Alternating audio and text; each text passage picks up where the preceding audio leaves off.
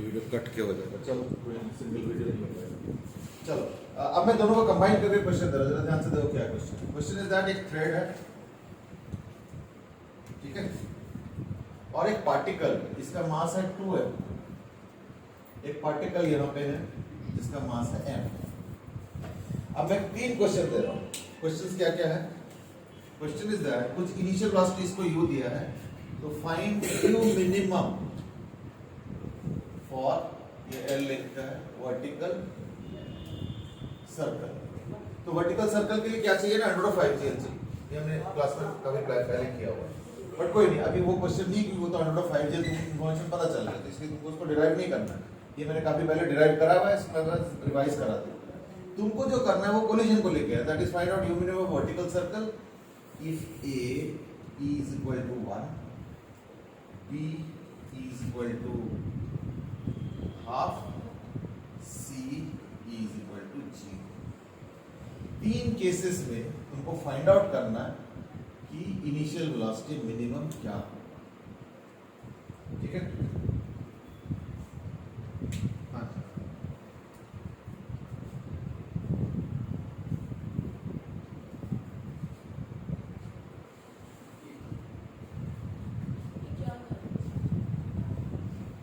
बस तुमको कोलिजन को हैंडल करना है कि भाई इन तीनों केसेस में क्या वेलोसिटी दिया जाए, सो दैट कोलिजन के बाद ये वर्टिकल सर्कल कंप्लीट करें, यानी इसके बाद 105।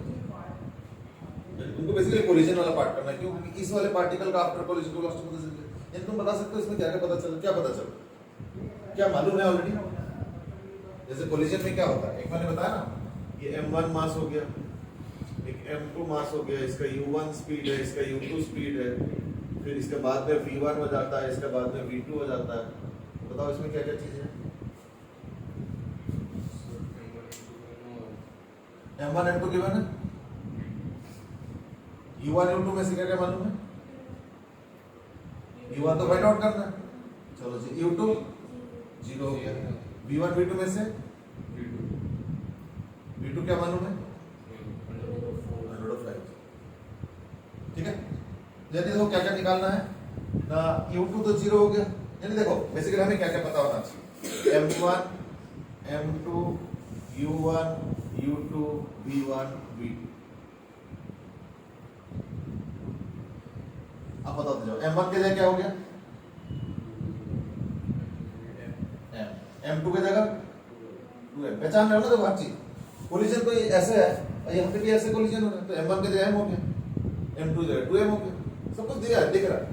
चलो u1 के जगह u है, यही फाइंड आउट करना है, तो ये क्वेश्चन मार्क हो। चलो जी, u2 मालूम है 0, v1 नहीं मालूम, चलो कोई नहीं मालूम, कोई बात। v2 ये हो गया रूट ऑफ 5, ठीक है। अच्छा, कोलिजन में हमारे पास इक्वेशंस का सोर्स क्या है? कोलिजन में हमारे पास इक्वेशंस के सोर्स क्या है? एक ई का वैल्यू और एक मोमेंटम का। बस ये एकदम बिल्कुल दिमाग में सेट कर लो कि कोलिजन में हमारे पास इक्वेशंस का सोर्स है, एक मोमेंटम कंजर्वेशन और एक ई का इक्वेशन, ठीक है। चलो मोमेंटम कंजर्वेशन की इक्वेशन लिखना शुरू कर दो। जो क्वेश्चंस को इजी बनाना भी इजी कराना भी एक आर्ट है। बोलो। हाँ?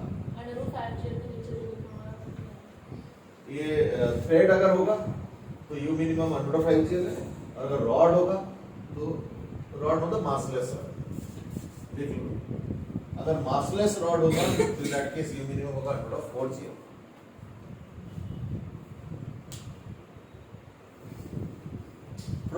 क्वेश्चन।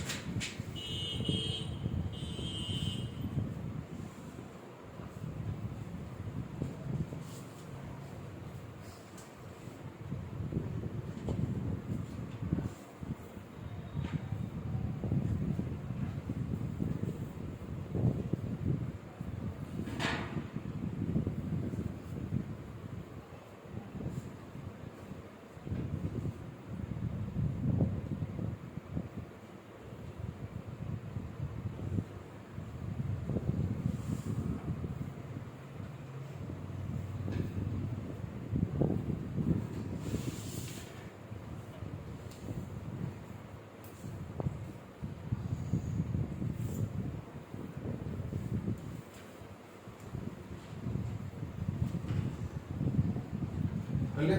अब मैं शुरू करूं? चलो मेरे साथ साथ करते रहो, जरा मुझे हेल्प भी करते रहो। तो m1 u बनते हैं, यानी m into u पता नहीं, प्लस m2 into 0 into 0, इधर m1 v1 पता नहीं, प्लस m2 v2, m2 बोलते हैं 2m, है ना, 2m into v2, v2 बोलते हैं अंडर ऑफ 5। इसमें एक काम करते हैं, m तो कैंसिल कर देंगे, तो m सब कैंसिल हो गया, यानी हो जाएगा u is equal to v1 plus 2 into under root of 5। ठीक है, u is equal to v1 plus 2 into under of 5।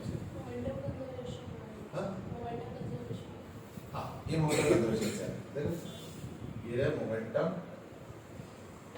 Conservation. ठीक है, अब हम बात करेंगे किसका, e इज इक्वल टू 1।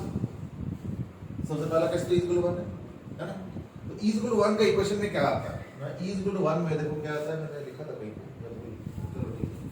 तो e क्या होता है ना, minus of v1 minus v2 by u1 minus u2, और नहीं तो एक माइनस को अंदर कर लो, तो इसको लिख लो as v2 minus v1 by u1 minus, चलेगा ना। तो मैंने क्या क्या समझा है ना, इस माइनस को इसके अंदर ले गया, तो v2 माइनस v1 हो गया, instead of v1 minus v2 v2 minus v1, और नीचे क्या हो गया e1 माइनस v1, ठीक है। चलो तो e इक्वल टू 1 है, यानी क्या होगा v2 मतलब 5gl माइनस v1 पता नहीं कितना बाय u1 मतलब u माइनस u2 0। तो इसको लेके आ जाओ इधर, यानी इक्वेशन क्या होगा, u is equal to, u इधर आ गया, under root of 5gl minus v1 equal to under root of 5gl minus v1, ये हो गया हमारा दूसरा इक्वेशन। ठीक है, तो इन दोनों को ऐड करके u आ जाएगा, आया ना। अगर इन दोनों इक्वेशन को ऐड कर दोगे, ये e इक्वल टू 1 का इक्वेशन, तो ये हो गया इक्वेशन 1, ये हो गया इक्वेशन 2। अगर इनको ऐड कर दो तो v1 खत्म, यानी u is equal to 3/2 under root of 5।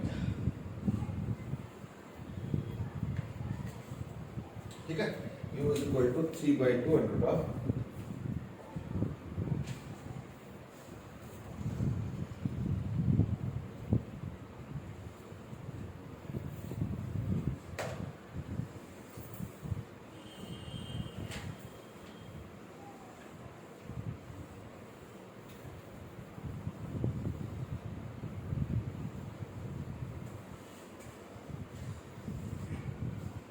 ठीक है। अच्छा अब देखो आसान हो गया, क्यों, अगर अब e को हाफ करना है तो इसको तो हाफ करना है, तो क्या हो जाएगा, हाफ इंटू यू हो जाएगा, ये समझ में आ गया। मैं इसको बताना शुरू करूं, ये केस हो गया। केस 2, अब तुमको क्या करना है, केस 2 के लिए बस e को हाफ, तो मैं तो इसमें मिटा के कर दूंगा, तुमको अलग से लिखना है, तुम भी लाइन ड्रॉ करके लिख लो e को हाफ और फिर लिख लो, तो e को हाफ लो जी, है ना। दूसरा केस e को हाफ, तो क्या होगा, u जब इधर आएगा तो u की जगह क्या होगा, u/2, ये हो जाएगा u/2 is equal to this. तो अब बताओ u प्लस u/2 को 3u/2, और उधर तो v1 कैंसिल होकर अंडर रूट 3/5gl होगा, तो 3u/2 हो जाएगा, तो यानी 4/3 आ जाएगा, नहीं 4/3 नहीं आ रहा, क्या आ रहा है 3 तो यहीं पे आ रहा है, 3 into 2/3, यानी 3 कैंसिल हो गया, 2 यानी 205 एडिंग, लिख लो adding and simplifying, u is equal to under of this, तो क्योंकि ये 3u/2 हो गया और उधर 3 अंडर ऑफ 5gl हो, तो 3 कैंसिल करके 2 को उधर ले गया।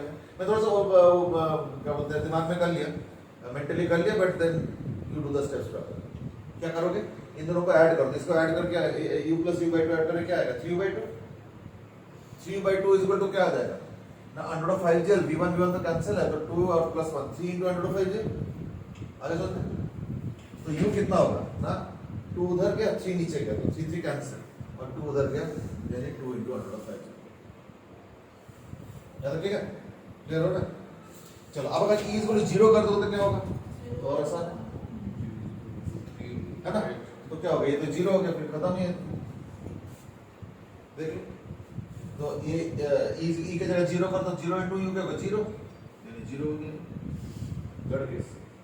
तो ऐड करो तो यू प्लस जीरो यू हो गया, और उधर इन दोनों का ऐड कर 305 जेल हुआ, तो यू का वैल्यू क्या है 300, है ना? तो मिटा देता हूँ, नेक्स्ट वाला केस को इसी के अंदर कर देता हूँ।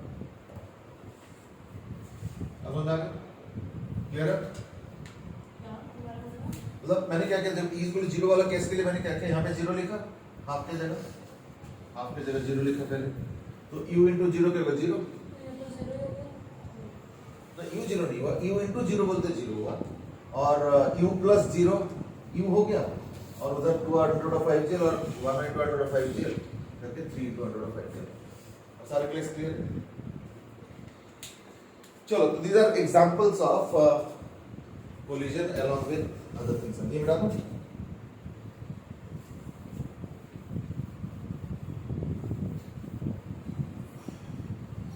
आज हम लोग एक दूसरे एरिया डिस्कस करेंगे। ये चैप्टर वैसे खत्म तो नहीं हुआ, बट इस चैप्टर में एक दो टाइप के क्वेश्चंस होते हैं जो कि सेंटर ऑफ मास बेस्ड है। आज हम लोग उस पर डिस्कस करेंगे, बट उसको डिस्कस करने के पहले मैं एक एक्सपेरिमेंट करके दिखाना चाह रहा हूँ।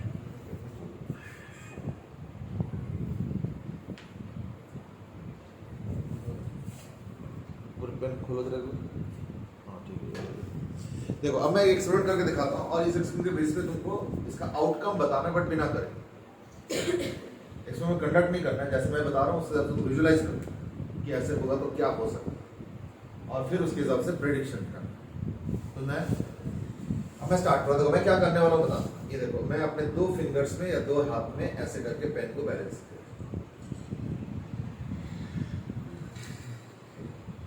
मेरे पेन को लेके एक्सपेरिमेंट किया जा रहा है पता नहीं क्या होगा। चलो उसके बाद मैं क्या करूंगा, अभी तो मैंने पकड़ लिया इसको, बट वैसे नहीं पकड़ूंगा, वैसे मैं ऐसे ही रखूंगा, तो I won't hold the pen. अभी तो मैं दिखाना चाहता हूँ, पेन गिर जाएगा तो फिर मेरे पेन खराब कर दिया, और ये पेन वैसे है ना कि अगर ये ऐसे हो जाए तो खराब हो जाएगा।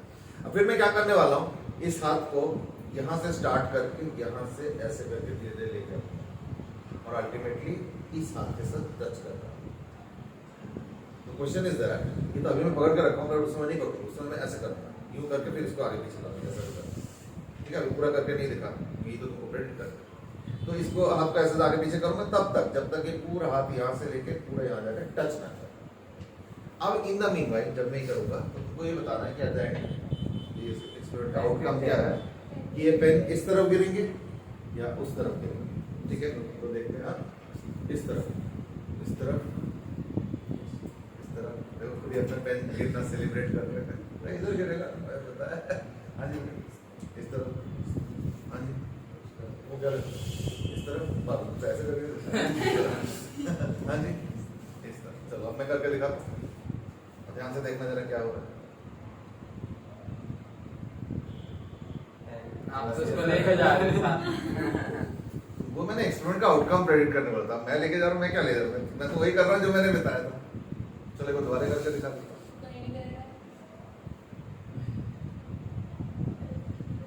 ये तो छोटा सा पेन है, घर में जैसे रॉड टांगने वाला रॉड नहीं होता, क्या बोलते हैं, रॉड टांगने वाला, पर्दे टांगने वाले रॉड, उसको लेके करना ऐसा, और धीरे धीरे हाथ को ऐसे ले जाओ, ले जाओ, ले जाओ, ले जाओ, ले जाओ, करते करते करते यहाँ पे ले जाओ।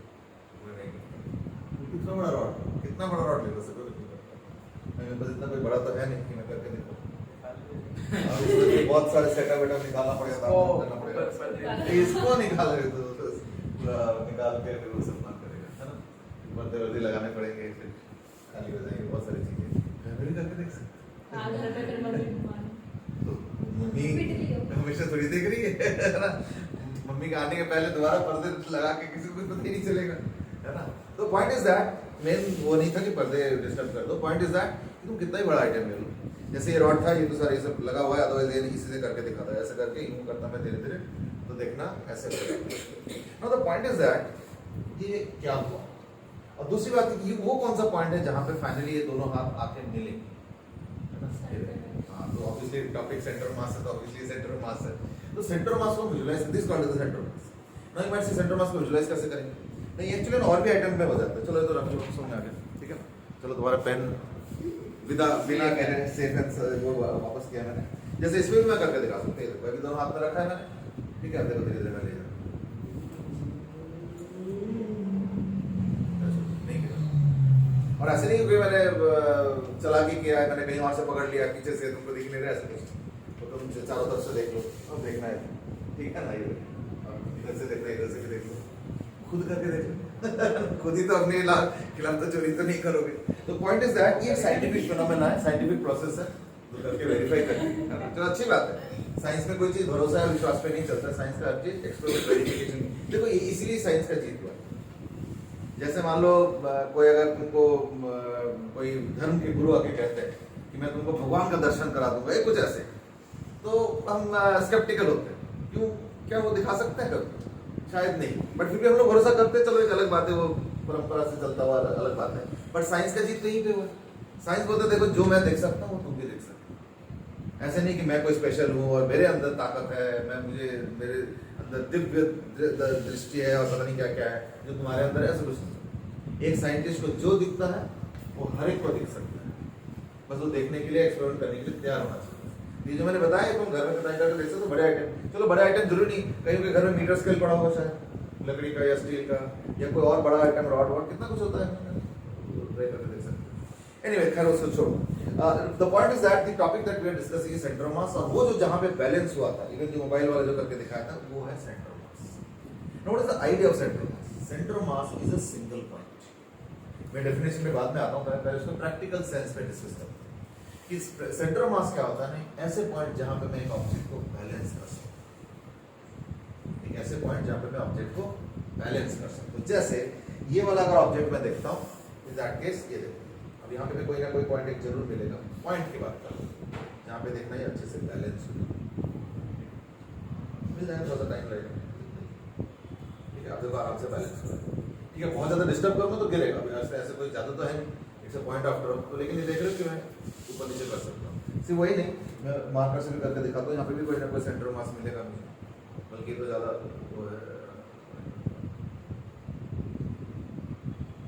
मिल गया।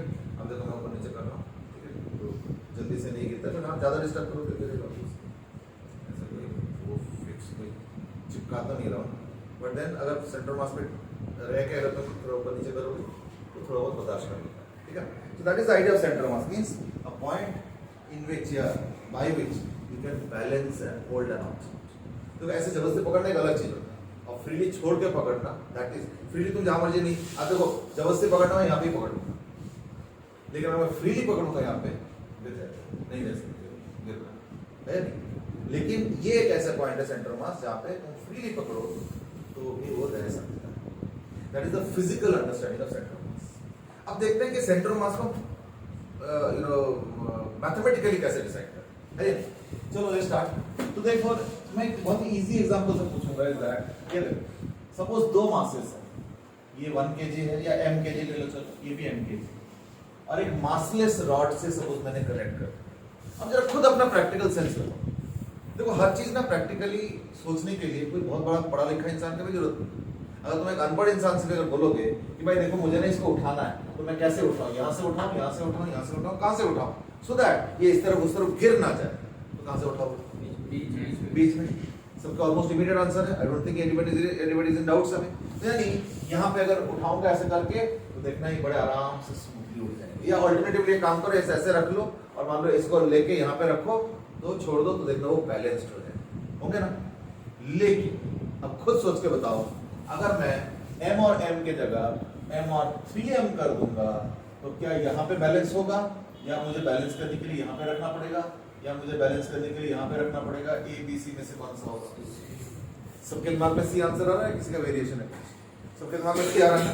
यानी ये भी एक ऐसी चीज है जिसके लिए कोई बहुत ज्यादा पढ़ा लिखा होने की जरूरत नहीं, कुछ प्रैक्टिकल सेंस नहीं होता। सी क्यों बोल रहा हूँ, मिड पॉइंट क्यों नहीं बोल रहा हूँ? इस तरह को 8 जाता है, चलो ठीक है, तो मैं बी हटा देता हूँ, मैं ए भी हटा देता हूँ और मैं सी पे टिक करता हूँ, चलो ठीक है, सी वाला पॉइंट हो गया जहाँ पे बैलेंस। लेकिन एक चीज बताओ, सी के ठीक बगल में एक पॉइंट ले रहा हूँ मैं, और ठीक इसके बगल में एक और पॉइंट ले रहा हूँ, इन दोनों पॉइंट में क्या कमी है? कुछ तो फर्क है, यहाँ तो ज्यादा हो जाएगा। नहीं, एक तरफ वेट तो हमेशा ज्यादा होगा, तुम अगर इसको यहाँ पे भी रखोगे तो यहाँ पे वेट ज्यादा है, यहाँ पे वेट कम है, और अगर यहाँ रखो तो भी यहाँ पे वेट ज्यादा है, यहाँ पे वेट ज्यादा और कम को तो अब तुम नहीं बदल सकते हो, क्यों? वो तो हमने रख ही दिया वेट ज्यादा और कम, फिर भी बैलेंस कर सकते हैं। नहीं वो तो ठीक है, वेट के हिसाब से सेंटर देखना is a good answer, but the point is that different. What I am asking is that मुझे एग्जैक्टली कहां पे रखना है, ये कैसे डिसाइड होगा? ठीक है, हां, लेंथ और वेट दोनों पे डिपेंड। यानी लेंथ और वेट दोनों पे डिपेंड है, ना समझ रहे हो? या डिस्टेंस और वेट दोनों पे डिपेंड है। कैसे? मैं एक काम करता हूं, मैं यहां पे रखता हूं, जरा सोचो, सपोज ये 4 मीटर है, तो खुद गेस करो, अगर ये 4 मीटर है, अच्छा ये भी है ना, चलो एक काम करो, 3 kg लिख लो, ये हो गया 1 kg। अगर ये 4 मीटर है तो जरा गैस करो ये कितना होगा?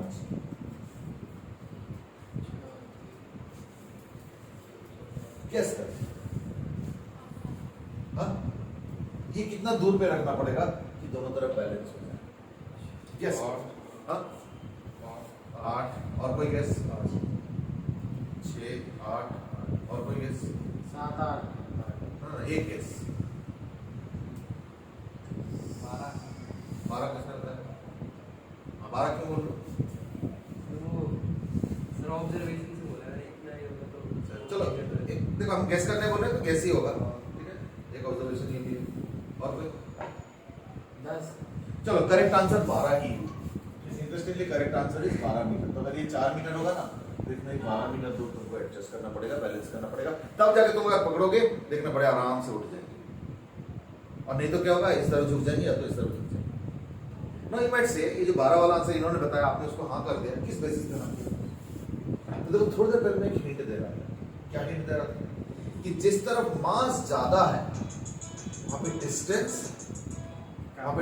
कम रखना पड़ता है, और जिस तरफ मास कम है वहां का डिस्टेंस थोड़ा ज्यादा रखना पड़ता है, तब जाके दोनों तरफ कंपेंसेट होके सेंटर मास बनता है।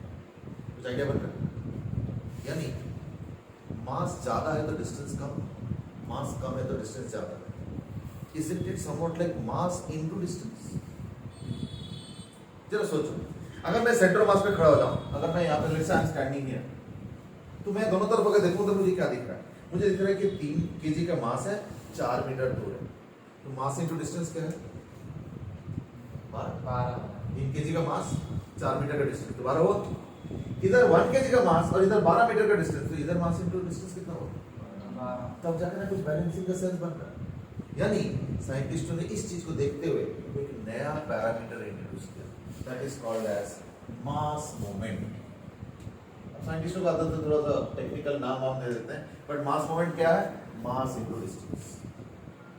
उस चीज को एक नया नाम से इंट्रोड्यूस किया गया, and that is called as mass moment. In fact आगे जाके, अभी तो मैं ज्यादा डिटेल में नहीं जा रहा हूं, बट आगे जाके और भी ऐसे जगह पर देखा गया कि डिस्टेंस बड़ा मैटर करता है। मैं एक एग्जांपल बताता हूं, जितने भी दरवाजे हैं, जैसे इंक्लूडिंग दिस डोर, या तुम्हारे घर में जितने भी दरवाजे हैं, मान लो अगर ये दरवाजा ऐसे खुल रहा है, सपोज ये वॉल है, ठीक है ना, ये वॉल है और ऐसे करके वॉल है जो भी है, और ये दरवाजा ऐसे खुलता है, इसका हैंडल यहाँ पे क्यों? यहाँ पे उन्होंने क्या देखा? हैंडल कभी यहाँ देखा? हैंडल यहाँ पे क्या नुकसान? जैसे इस दरवाजे में भी देखा होगा हैंडल इस तरफ है, जहाँ पे हिंज है उस तरफ अगर दरवाजे का हैंडल लगा तो क्या दिक्कत है? गेट नहीं खुलेगा ऐसे मत बोलो, लेकिन गेट खोलने में बहुत दिक्कत हो, काफी मशक्कत करना पड़ेगा, काफी एफर्ट करना पड़ेगा तब जाके गेट खुले, है या नहीं? डिस्टेंस मैटर करता है। हिंज से जितना दूर हैंडल रखोगे उतना फायदा तो हो रहा है, तो उतना फोर्स कम लगाना पड़ता है। जैसे यहाँ पे मास की बात चल रहा है, मास इनटू डिस्टेंस, ऐसे एक और क्वांटिटी होता है फोर्स इनटू डिस्टेंस। यानी अब कई जगह पे डिस्टेंस मैटर करने लगा है। अभी और एग्जांपल दूंगा, जैसे जैसे पूरा चैप्टर एक्सप्लोर होगा और एग्जांपल देखो। यानी अब साइंटिस्ट ने बोला एक काम करो, एक जनरल नया कांसेप्ट इंट्रोड्यूस करो, and that is the concept of moment of a quantity. क्या होता है? मैं एक जनरल डेफिनेशन दे दिया, मोमेंट ऑफ अ क्वांटिटी क्या होगा? The perpendicular distance into that quantity, perpendicular distance into the quantity। ठीक है, देख लो जैसे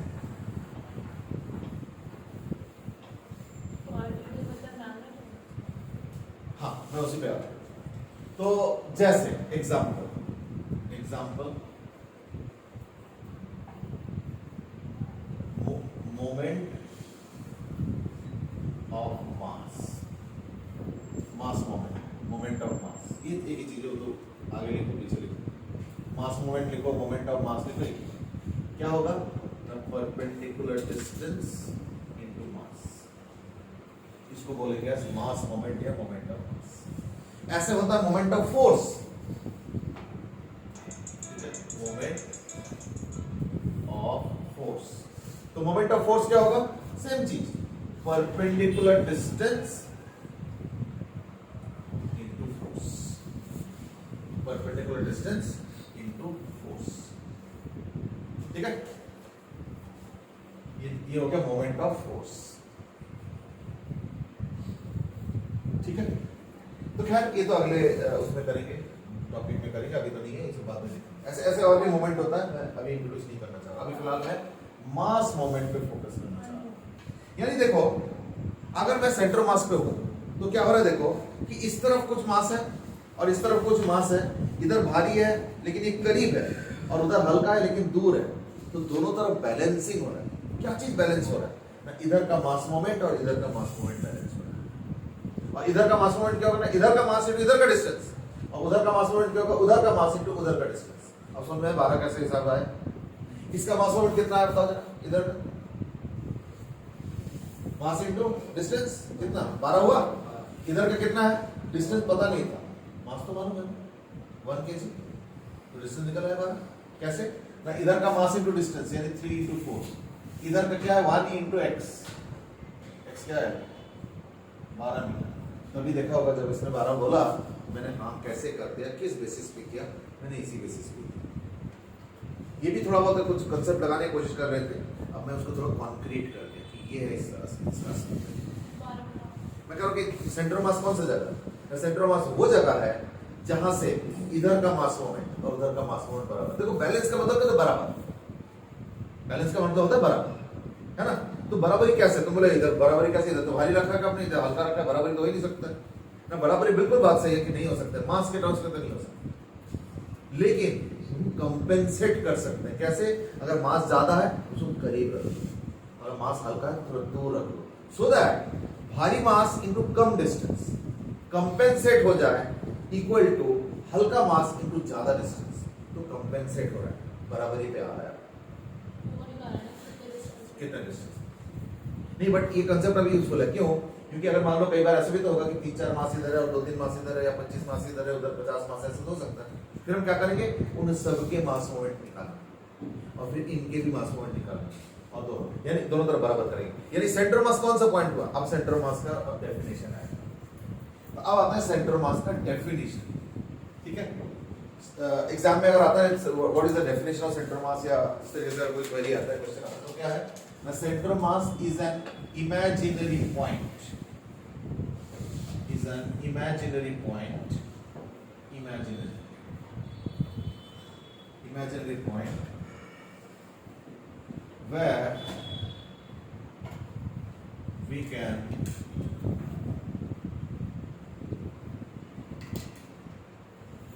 imagine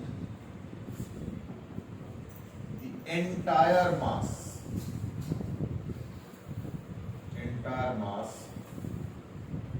to be कंसेंट्रेटेड है, यानी एक पॉइंट पे कंसेंट्रेटेड, सेंटर मास वो पॉइंट, ठीक है। सेंटर मास वो पॉइंट है जहां पे तुम पूरे मास को इमेजिन कर सकते हो, वहां पे कंसेंट्रेटेड, ठीक है। ये तो हो गया इसका डेफिनेशन। लेकिन अभी मैं तो कुछ और कह रहा था, मैं तो बोल रहा था कि सेंटर मास, तो सेंटर मास का मैथमेटिकल डिजाइनिंग क्या है, centre mass is a point such that the mass moment on either side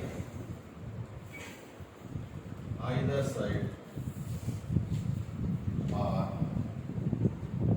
equal, यानी मास मोमेंट दोनों तरफ का इक्वल, ठीक है। उसी से ये 12 मीटर निकाला गया।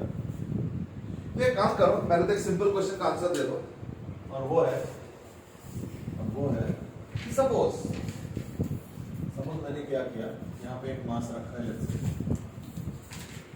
ये सेंटर मास है, ये 6 किलो का मास है और ये 4 मीटर दूर है, और यहाँ पे मैंने एक 12 किलो का मास रखा। इसको कितना दूर रखोगे?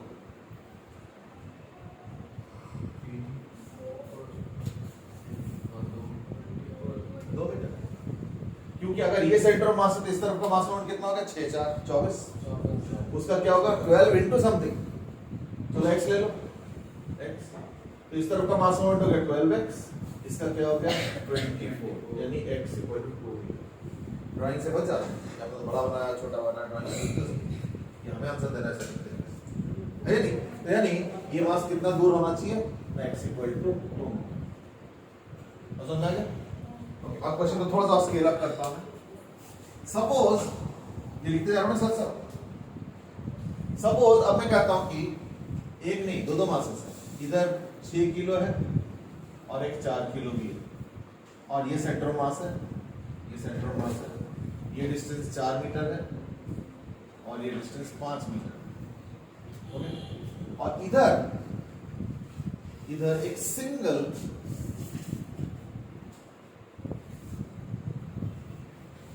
इधर एक सिंगल 11 केजी का मास है।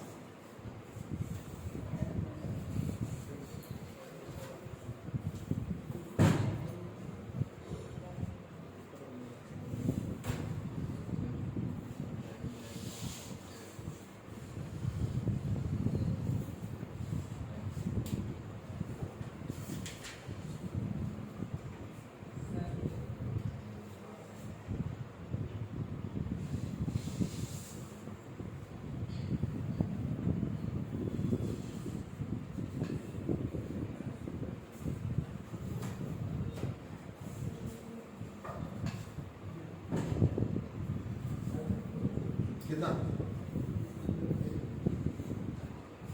सेंटर मास में मैं हूं, इधर एक मास यहाँ पे, एक मास थोड़ा और दूर है, और यहाँ पे अकेला एक मास, तो कितना दूर होना चाहिए? थोड़ा आंसर रख दो। 4 मीटर 4 मीटर 5 मीटर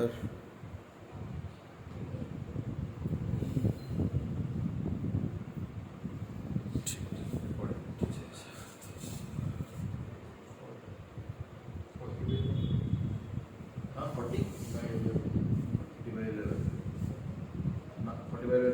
4 मीटर सही था। इससे क्या मतलब? मैंने बोला है चलो ठीक है, तुम एक्सप्लेन ही कर दो। ना बाप चलो देखो, सिंपल सा चीज है, जरा सोचो, मैं सेंटर मास पे हूँ, एक मास यहाँ पे कौन है? 6 किलो, कितना दूर है? 4 मीटर, इसका मास मोमेंट कितना होगा? 24 24। ये वाला मास कितना दूर है? 5 मीटर, 4 किलो पे, इसका मास मोमेंट कितना हुआ? 20, तो मिला के कितना हुआ? 24 प्लस 20 मिला के कितना हो गया? 44, और इधर अकेला एक है 11 इंटू एक्स, तो इधर 44, इधर 11 इंटू एक्स, एक्स कितना आ रहा है? 4। समझ में? यानी सेंटर मास वो जगह है जहां पे इधर का टोटल मास मोमेंट और इधर का टोटल मास मोमेंट बराबर है। अभी कंसेप्ट क्लियर हो गया? अब एक काम करो, अब मैं तुमसे एक डेरिवेशन कराऊंगा, जो कि देखना बुक में एज ए डेरिवेशन दिया जाता है, मैं बता दूं? समझ आ रहा ना? क्वेश्चन नोट करते जाना, छोटे छोटे क्वेश्चन होता है, बिल्डअप होता है इससे कंसेप्ट, ये सब नोट करते जाना। चलो मैं नहीं मिटाता हूँ फिलहाल। हाँ, कौन सा पार्ट नहीं दिख रहा?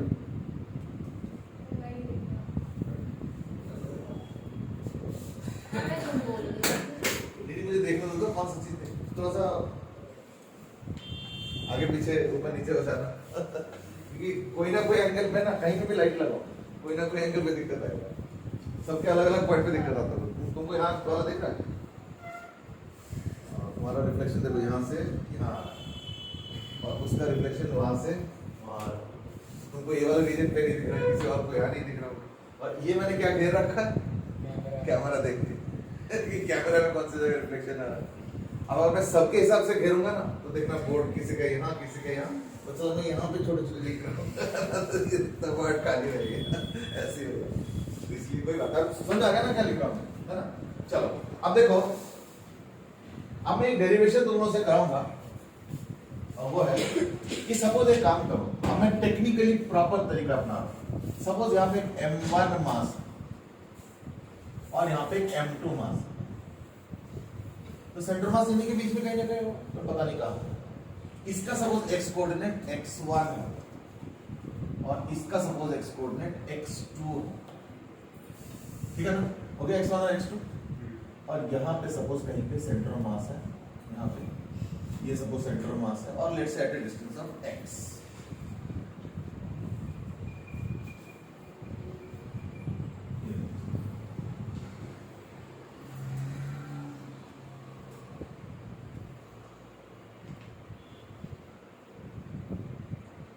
ठीक है, हो गया।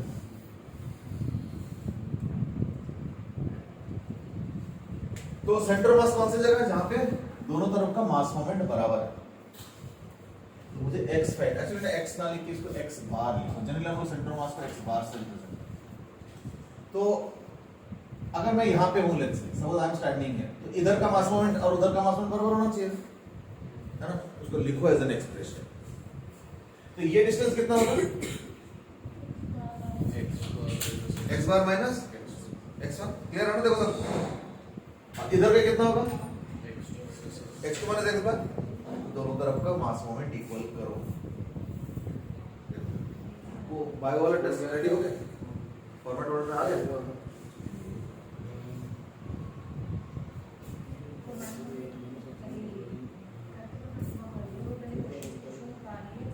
अच्छा,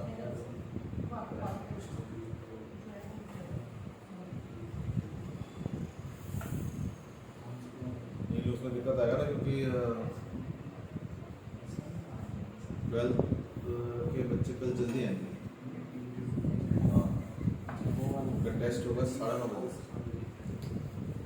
चलो पहला टेस्ट तो फिजिक्स का कर देंगे, या तो कल थोड़ा जल्दी आओ, और फिर भी कोऑर्डिनेशन करने में दिक्कत आएगा।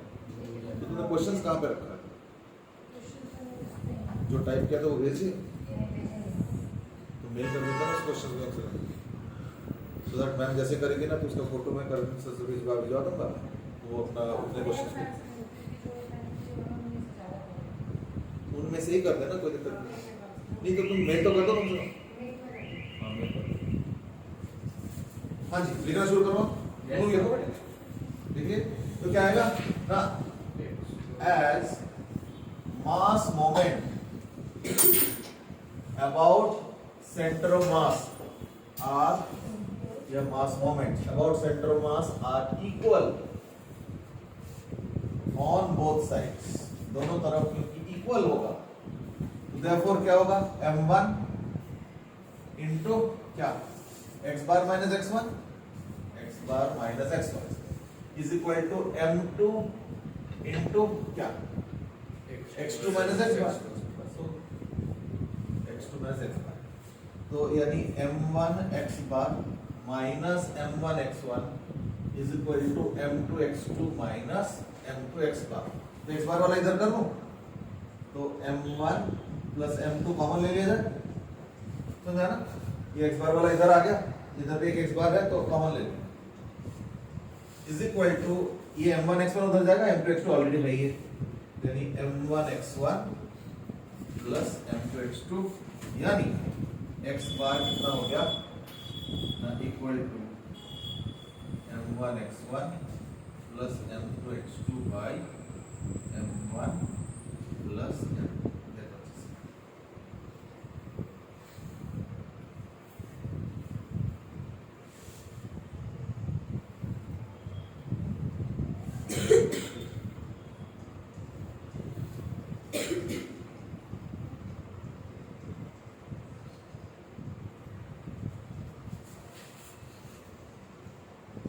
ठीक है, बहुत आसान formula, m1 x1 plus m2। अच्छा अब बताओ, ये तो x कोऑर्डिनेट के लिए हो गया, अगर y कोऑर्डिनेट चाहिए तो क्या करेंगे, दिस इज x बार, तो क्या करूंगा, y बार क्या होगा, m1 y1 plus m2 y2 y1 plus m2। ऐसे z कोऑर्डिनेट अगर हुआ, जैसे 3D में कोई चीज होगा तो उसमें x कोऑर्डिनेट होगा, y कोऑर्डिनेट होगा, z कोऑर्डिनेट भी होगा, तो तो क्या होगा m1 z1 plus m2 z2 by m1 plus m2 समझ आ गया? चलो ठीक है, अब एक सवाल और भी आता है, इज दैट जरूरी थोड़ी कि 2 मासेस होंगे। अभी तो थोड़ी देर पहले एक 3 मास वाला क्वेश्चन किया था तो मिटा दिया, बट 3 मास वाला क्वेश्चन किया था, कल को 4 मासेस 5 मासेस 50 मासेस 200 मासेस कुछ भी हो सकता है, तो क्या करेंगे? फिर क्या करेंगे? इसको ऐड करते जाएंगे, m3x3 m4x4 m5x5 और नीचे m1 plus m2 plus m3 plus तो आ गया।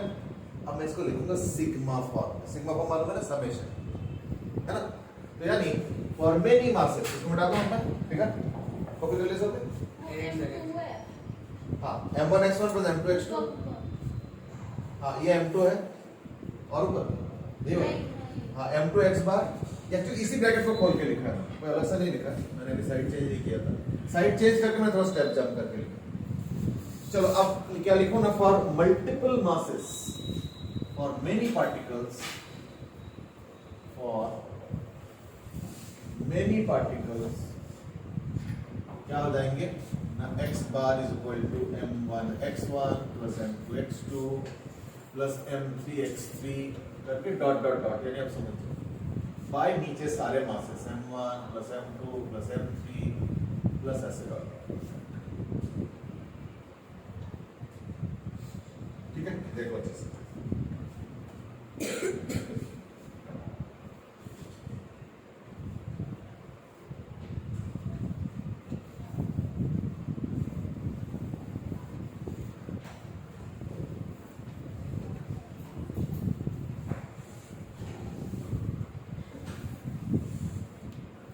सिमिलरली क्या लिखूं? Similarly y bar will be equal to m1 y1 plus m2 y2 plus dot dot dot, हाँ सेंटर मास का पोजीशन, सेंटर मास क्या था ना, it is an imaginary point, तो पॉइंट हो तो कहीं होगा ना, कहाँ पे है ना, उसका जो कोऑर्डिनेट्स है x y z होता है ना, पॉइंट को तो लोकेट करना पड़ता है ना x y z कोऑर्डिनेट से, तो वो x y z आ जाए। सिमिलरली y बार आ गया और z बार भी आ गया, कैसे ना, m1 z1 plus m2 z2 plus m3 z3 plus ऐसे करके by m1 plus m2 plus हमसे आते हैं आराम से।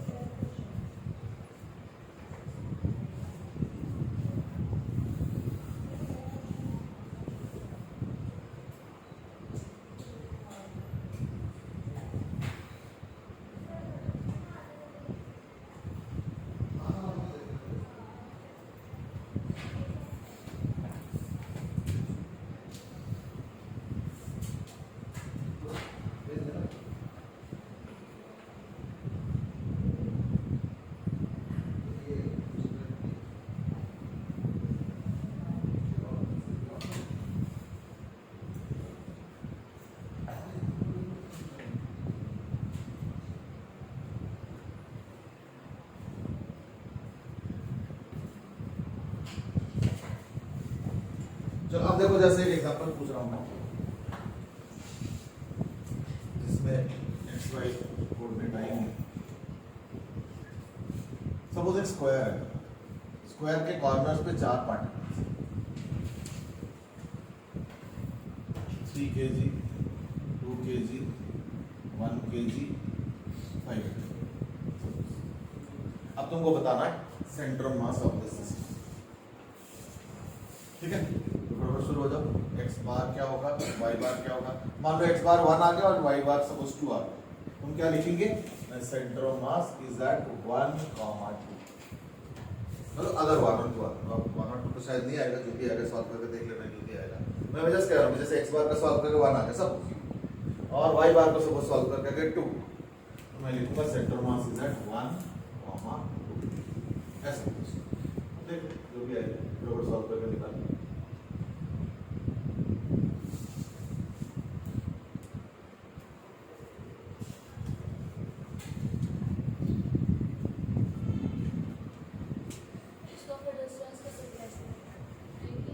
ये एक्चुअली स्क्वायर है ना, तो कुछ ये लो, मतलब जैसे एल, अच्छा साइड देखो, चलो ठीक, 4 मीटर ले लो, सब 4 मीटर, साइड 4 मीटर।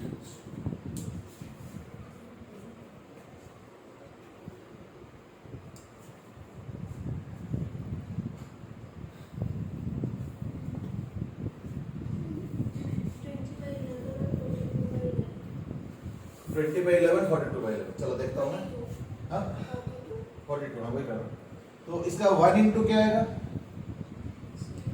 0 क्योंकि इसका एक्स कोऑर्डिनेट 0 2 इंटू 4 इसका एक्स कोऑर्डिनेट 4 है प्लस 3 इंटू एक्स कोऑर्डिनेट इसका भी 4 है और 5 इंटू 0 क्यों क्योंकि y एक्सिस पे एक्स कोऑर्डिनेट तो 0 होता है ना ये देखो y एक्सिस पे x coordinate 0 5 1 plus 2 plus 3 plus 1 plus 2 plus 3 plus 5 आ गया 5 plus 3 8 9 10 11 और ये क्या है 8 plus 12 20 20 by 11 आ रहा है Yes. y कोऑर्डिनेट क्या होगा ना 1 into 0 plus 2 into 0 plus 3 into 4 plus 5 into so 5 was 20 plus 4 is 12 32 by denominator हो जाएगा यानी इक्वल टू 32 by 11 चलिए सेंटर मास क्या हो गया 20 by 11 कॉमा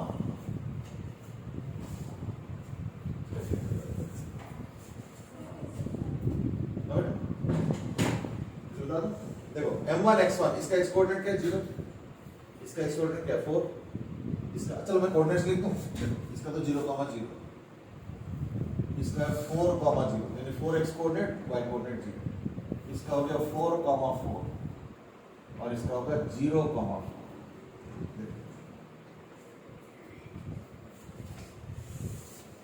अब बस देखो सारा x और y मैंने इजी कंफर्टेबल ठीक है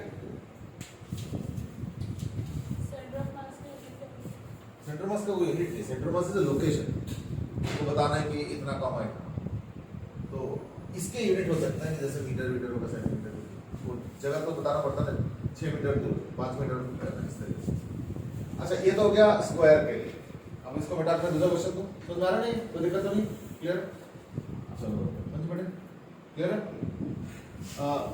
अब एक काम करो मैं एक और दे रहा हूँ इस बार एक इक्विलैटरल ट्रायंगल है लेकिन अब सोचना पड़ेगा इतना हड़बड़ी मत करना एक इक्विलैटरल ट्रायंगल है सारे साइड 4-4 मीटर में 4 मीटर 4 मीटर 4 यहाँ पे 2 किलो मास है यहाँ पे 3 किलो मास है और यहाँ पे 6 किलो मास है अब तुमको बताना सेंटर मास अभी भी इजी है लेकिन पिछले वाले से थोड़ा सा कठिन इस बार एक इक्विलैटरल ट्रायंगल दिया गया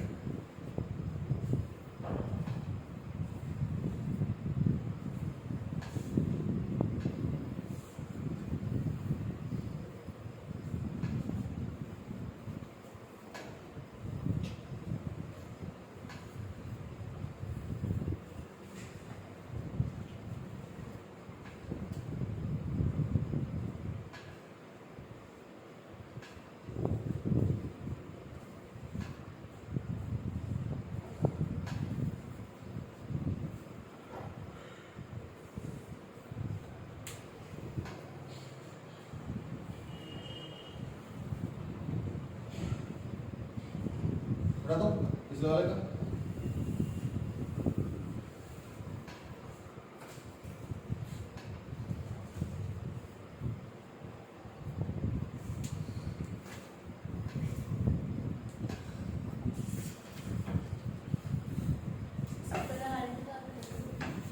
हाइट निकालना पड़ेगा क्यों हाइट से तो वाई कोऑर्डिनेट है हाँ बिल्कुल इसका जो है ना वाई कोऑर्डिनेट इस वाले लाइन से निकालना पड़ेगा इसका जो वाई कैसे निकालोगे 90 डिग्री है ये 4 है ये 60 डिग्री तो क्या इसका sine cos tan sine 60 degree है ना तो साइन 60 डिग्री क्या होगा √3/2 होता है is equal to y perpendicular sine क्या होता है परपेंडिकुलर हाइपोटेन्यूज तो परपेंडिकुलर y हाइपोटेन्यूज क्या 4 यानी y/4 ये इधर चला गया यानी इससे y आ गया y इज इक्वल टू 2√3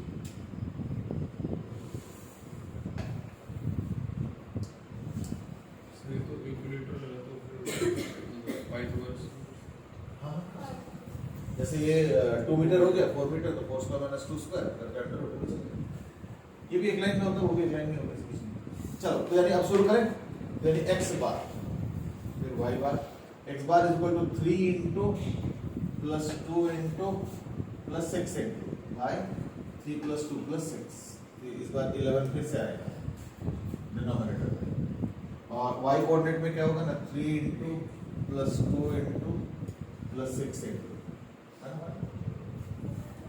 और upon 3 plus 2 plus 6 equal to something by 11.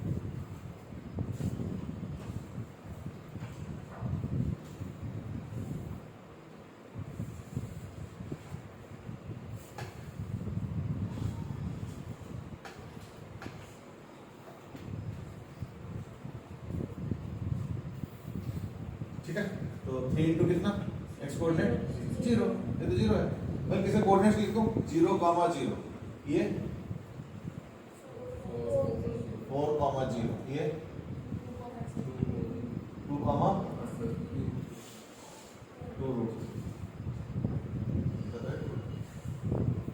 यानी x1 3 into 0 plus 3 into 4 sorry plus 2 into 4 plus 6 into 2 note यहाँ 4 मीटर है ये 2 और ये 2 इसी के ऊपर है इसका एक्सपोनेंट तो 2 होगा आगे तो चलो ठीक तो बस अब रेस्ट तो आई थिंक इजी है y कोऑर्डिनेट 3 इंटू अच्छा हाँ ये पूरा काम 2 इंटू 4 6 इंटू 2 इसका 3 इंटू 0 2 इंटू 0 प्लस 6 इंटू 2 तो क्या होगा 4 2 8 प्लस 12 तो 20 by 12 पिछले बार ये है बाई चांस चलो और अगला 12 होते हैं 12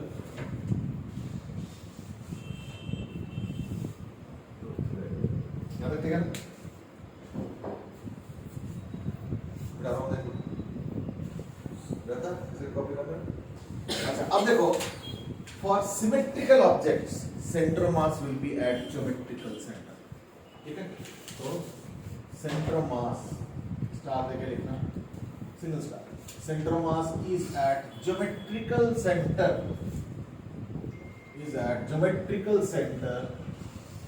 for क्या symmetrical masses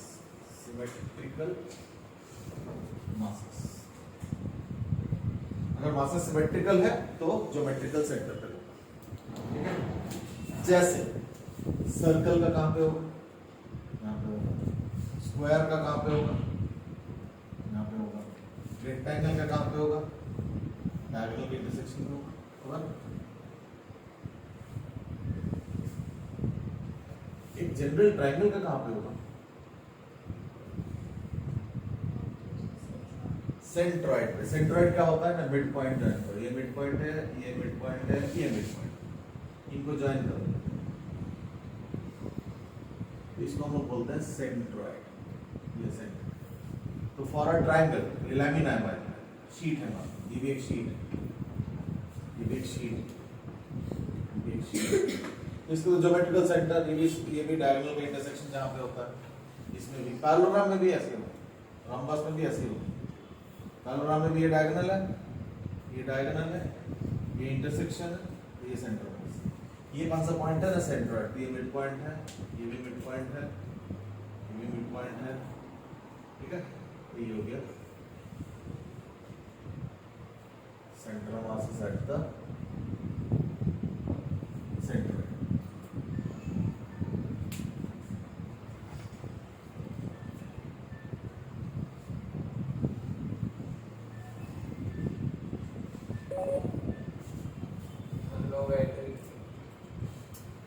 चार्ज को कर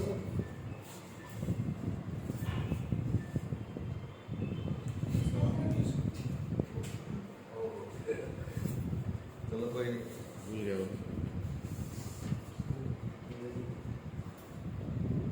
हाँ अच्छा वायर लगाया था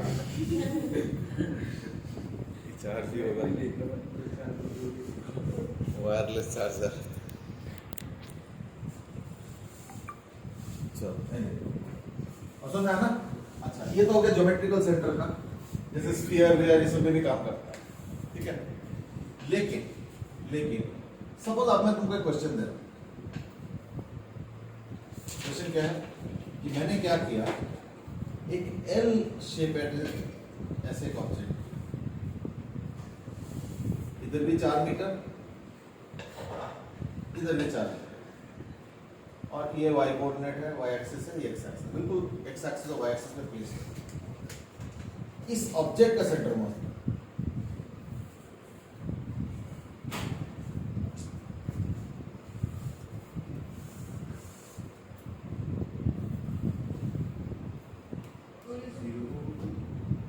कई बार ओरिजिन लगता है, लेकिन एक चीज बताओ जरा, सोचो सपोज मैंने एक ऑब्जेक्ट बनाया ऐसे, वहां पे बैलेंस भी होना चाहिए, ध्यान रखना। तो मैं अगर ओरिजिन पे ऐसे करूंगा तो बैलेंस होगा, गिर जाएगा। हाँ, कहाँ पे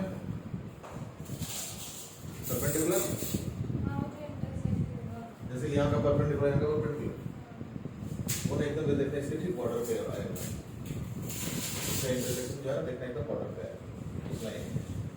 क्या लगता है तुमको यहाँ पे गिर नहीं जाएगा?